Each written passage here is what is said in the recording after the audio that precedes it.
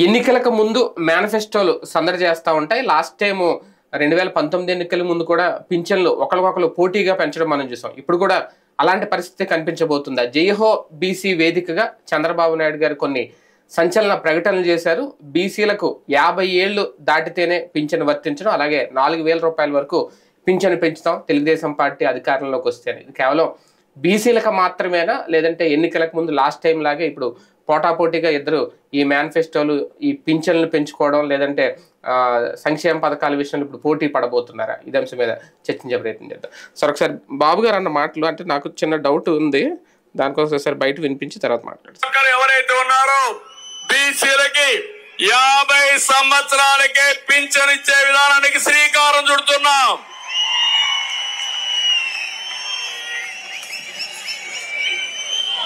అందులో కూడా ఇప్పుడుండే పింఛన్ మీరు ఒక్కసారి గుర్తుపెట్టుకోండి. పింఛన్ ప్రారంభించింది ఎన్టీ రామారావు గారు 35 రూపాయలతో ప్రారంభించారు. దాన్ని 70 రూపాయలు నేనే చేశాను. తర్వాత వచ్చినప్పుడు 200 ఉంటే 200 నుంచి 2000 రూపాయలు చేసిన పార్టీ తెలుగుదేశం పార్టీ.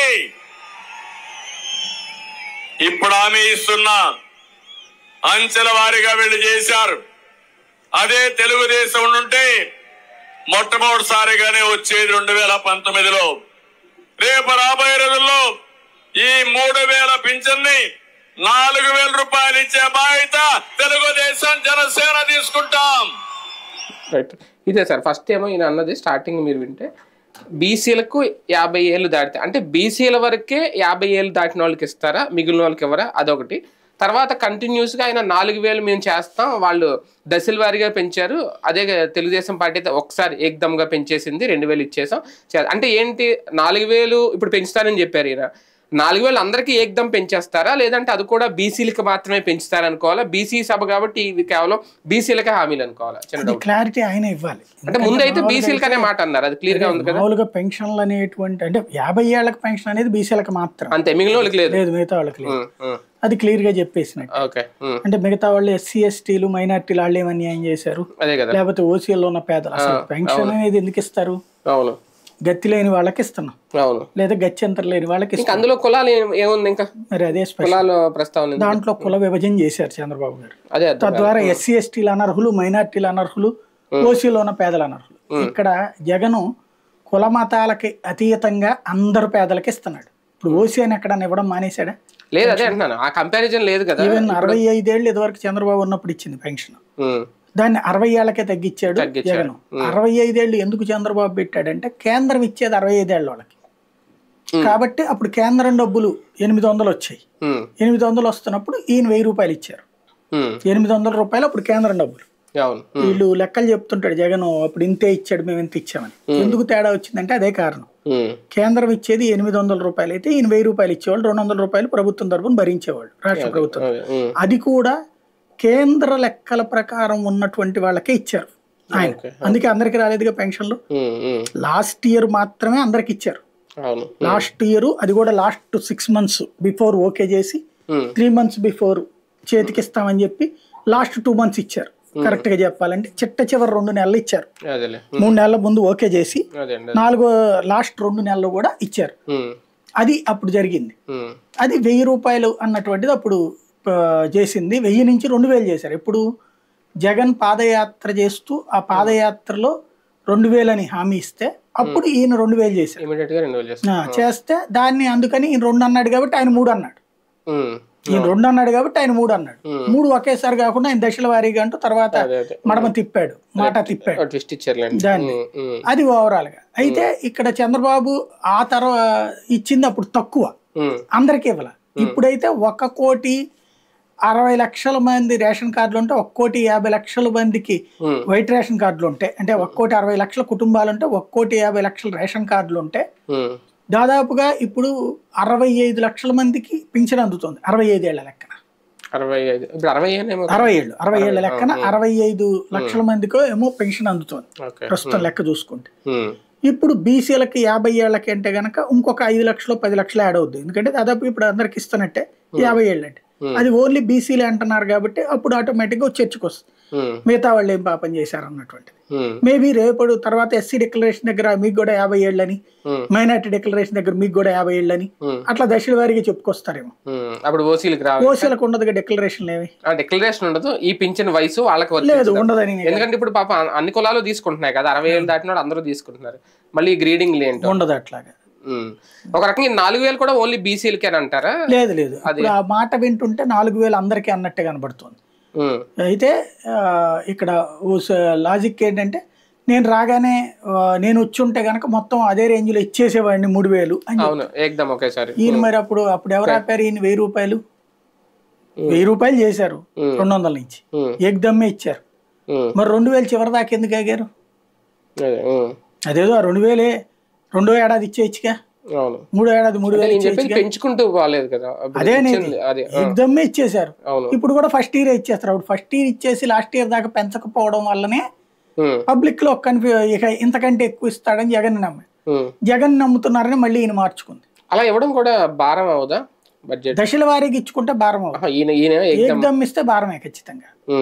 అంటే మొన్నటి వరకు ఇవే పింఛన్లు ఇవే పథకాలు ఇస్తే శ్రీలంక అవుతుంది అని అన్న ఆయన ఇప్పుడు ఇంత భారీగా పెంచితే ఈయన చేస్తే అన్న అమెరికా అవుతుంది అనేది ఒక డౌట్. సాధారణంగా సింగపూర్ అవుతుంది, అమెరికా సింగపూర్లు. ఈయన ఏంటంటే చంద్రబాబు గారు ఏం చేసినా కూడా లోక కళ్యాణం కోసం చేస్తారు, జగన్ ఏం చేసినా సరే లోక కంటకుడు. ఆయన అంతా కూడా ఆయన పెన్షన్ ఇస్తే మనుషులు నాశనం అయిపోతారు, ఈయన పెన్షన్ ఇస్తే గనక స్వర్గం వచ్చేస్తుంది. ఆయన గనక వసతులు కల్పించారంటే, అంటే స్కూల్ బాగు చేశారంటే గనక దేవుడు, ఈయన గనక స్కూల్ బాగు చేశారంటే దయ్యం. అంటే మొత్తం 10 సంవత్సరాలు 10 ప్రకటించారు నిన్న బీసీలకు సంబంధించి. ఆ 10 మధ్యలో అన్న మాట అంటే ఇటువంటి ప్రశ్నలు రేజ్ అవుతాయేమోనేమో. సంపద ఎలా సృష్టించాలో నాకు తెలుసు, భారం లేకుండా చూసుకోవడం కూడా నాకు తెలుసు అనేది ఆయన వాడిన మాట. సహజంగా ఈ మాట ఇప్పటికీ నా చిన్నప్పటి నుంచి అంటానే ఉన్నారు. మరి ఆయన సంపద సృష్టించింది ఏంటో తెలియదు. వెంటనే హైదరాబాద్ చెప్తారు. హైదరాబాద్ ఈయన ఉన్నప్పుడు సంపద సృష్టించబడలే, ఈయన దిగాక సంపద సృష్టించబడింది. అదేమంటే ఈయన కలవాలనే అదంతా అంటారు. మరి ఆ తర్వాత ఇప్పుడు ఇక్కడ మరి ఎందుకు సృష్టించలేకపోయారు? ఇక్కడ ఈయన ఉన్నప్పుడు చేసేసారు, వచ్చేసేసినాయి. పోనీ ఇప్పుడు ఈయన వలన ఏమొచ్చినాయి ఆంధ్రాకి? బేసిక్ గా వచ్చింది నా వలన అని చెప్పుకోవడం అన్నట్టు. ఇప్పుడు మన పెద్దోళ్ళు సాధారణంగా కొంతమంది ఏదన్నా మనం గనక తప్పు చేసామనుకోండి, మేమైతే నా అంటూ వెటకారం చేస్తుంటారు. మేమైతే మా చిన్నతనంలో అట్ట సాధించామని చెప్పేసి. అట్లాగే ప్రతిదీ కూడా మేమైతే అద్భుతం సాధించామని చెప్తూ ఉంటారు. ఈయన 5 ఏళ్లలో ఏం సంపద సృష్టించారు? బేసిక్ గా ఈ సంపద సృష్టి అనేటువంటిది 2014 అట్లాగే నమ్మారు జనం. నా వల్లనే సంపద సృష్టించబడుతుందని నమ్మి ఓట్లేశారు. ఏం సృష్టించారు? అతి పెద్ద గుదిబండను తెచ్చి నెత్తిన పెట్టారు. వైట్ ఎలిఫెంట్ అమరావతి అనేదాన్ని. అమరావతి అనేటువంటిది ఒక గుదిబండను తెచ్చి నెత్తిన పెట్టారు. అందరి సంపద తీసుకెళ్లి దాంట్లో పోసి అక్కడ ఓ 10 మంది బ్రతకడానికి తగ్గట్టు ఏర్పాటు చేశారు. ఎవడు సంపద రాని తిన్నీళ్ళు అక్కడ. ఇంకా అక్కడ ఆయన సంపద సృష్టించింది ఏంటో అర్థం కాదు. కాకపోతే ఎవరు బాబు గారు మాకు అన్యాయం చేశారని బయటికి రావట్లేదు. అది ఎందుకు లేదు? ఇప్పుడు అసలు రియల్ ఎస్టేట్ వాళ్ళు అందరూ ఏంటి కాబట్టి బాబు అనరు, అదే అంటున్నారు, అన్యాయం అయిపోయాం అంటున్నారు. ఇప్పుడు అదే జగన్ చేసుంటే ఎలా ఉండేది రచ్చ? కాకపోతే అది బాగానే మేనేజ్ చేసుకున్నారేమో. బీసీలకు సంబంధించి ఆయన ఇచ్చిన దాంట్లో ఒకటి ఏంటంటే 2 పిల్లలు ఉంటే చట్టసభలు అదే స్థానిక ఎన్నికల్లో పోటీ చేయడానికి పనికిరారు. ఇప్పుడు ఎంతమంది ఉన్నా సరే పోటీ చేసే అవకాశం ఇస్తాం, అవసరమైతే దాన్ని ఆ చట్టాన్ని రద్దు చేస్తాం అనేది. ఇంతకుముందు అది టీడీపీ హయాంలోనే కదా వచ్చినట్టుంది. మామగారు చేసిన దాన్ని అల్లుడు గారు మారుస్తున్నారు. అదే అవును, కాలమాన పరిస్థితుల ప్రకారం ఆయన మారాల్సి వచ్చింది అనమాట. ఏంటంటే ఎన్టీ రామారావు టైంలో అప్పటికి మనకి దేశవ్యాప్తంగా ఒక స్కీమ్ బాగా ప్రచారంలోకి వచ్చింది అనమాట. అంతకుముందు 3 పిల్లలు వద్దు 2 పిల్లల ముద్దు అనేటువంటి నినాదం ఉండేది.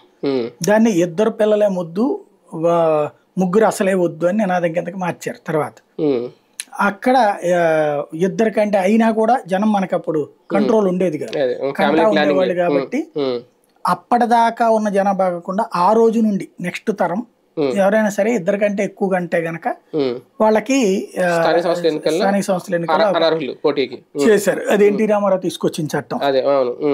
ఇప్పుడు ఏంటంటే జనాభా సంఖ్య తగ్గిపోయింది. దక్షిణాది రాష్ట్రాల్లో ఇట్లాంటి పద్ధతులు పాటించడం వల్ల ఇక్కడ జనం తగ్గిపోయారు. ఇప్పుడు కేంద్రం ఇచ్చే నిధులన్నీ కూడా రాష్ట్రం ప్రాతిపదికన కాకుండా, భౌగోళిక స్వరూపం ప్రాతిపదికన కాకుండా జనాభా ప్రాతిపదికన ఇస్తారు. దక్షిణాది రాష్ట్రాల్లో జనాభా తగ్గిపోవడం వల్ల నిధుల షేరింగ్ తగ్గిపోయింది. ఉత్తరాది రాష్ట్రాల్లో జనాభా ఎక్కువ ఉండటం వల్ల నిధుల షేరింగ్ పెరిగింది. దానికి తోడు మన దగ్గర క్రమంగా ఇప్పుడు ఇద్దరూ లేరు, ఒక్కళ్ళకే పరిమితం అవుతున్నారు. అసలు పెళ్లి చేసుకోవడమే లేట్ అవుతుంది. ఆ లేట్ అవడం వల్ల పిల్లలు పుట్టట్లేదు.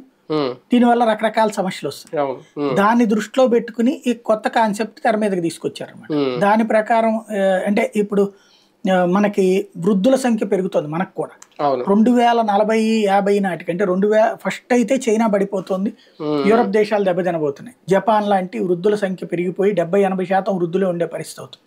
మన దగ్గర ఆ పరిస్థితి 50కి వస్తుంది, 2050కి.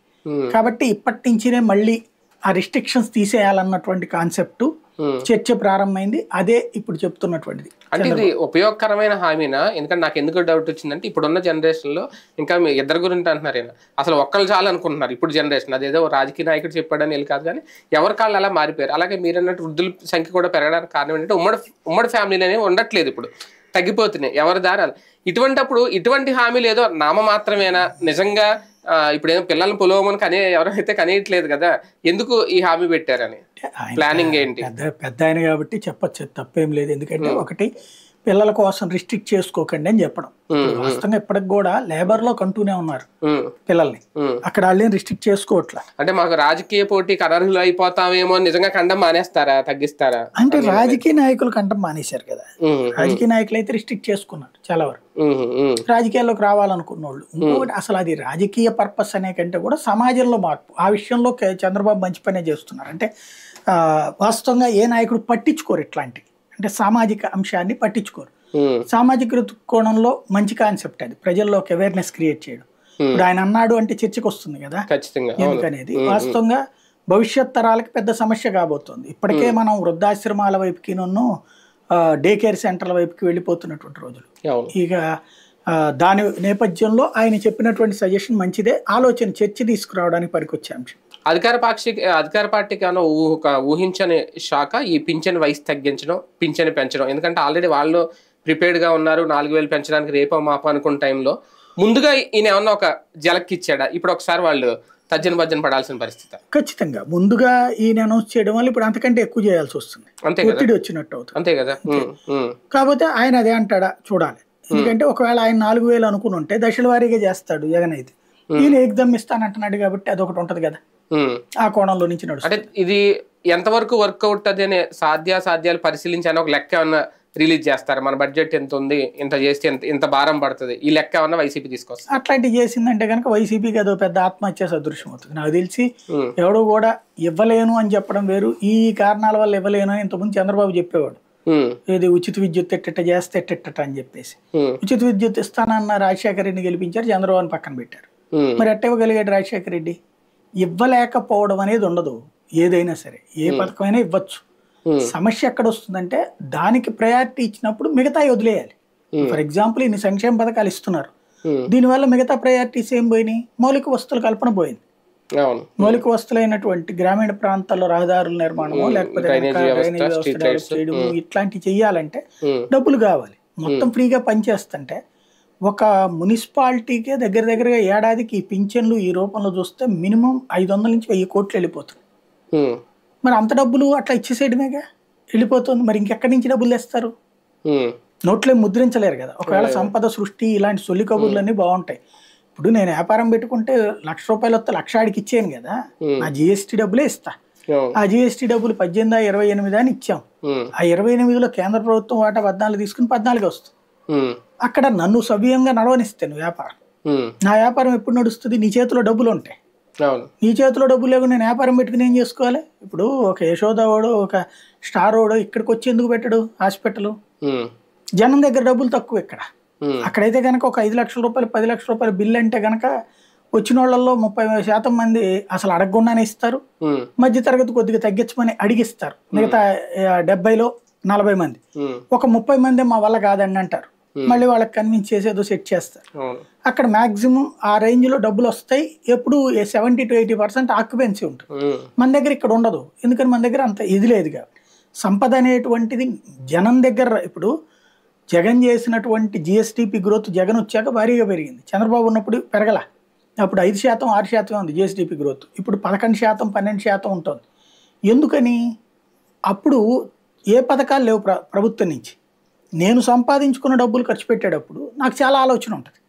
నేను కష్టపడి సంపాదించిన డబ్బుని గబక్కని తీసుకెళ్లేసి వృధాగా ఆ పప్పు బెల్లాలాగా పంచగలనా? పంచలేను.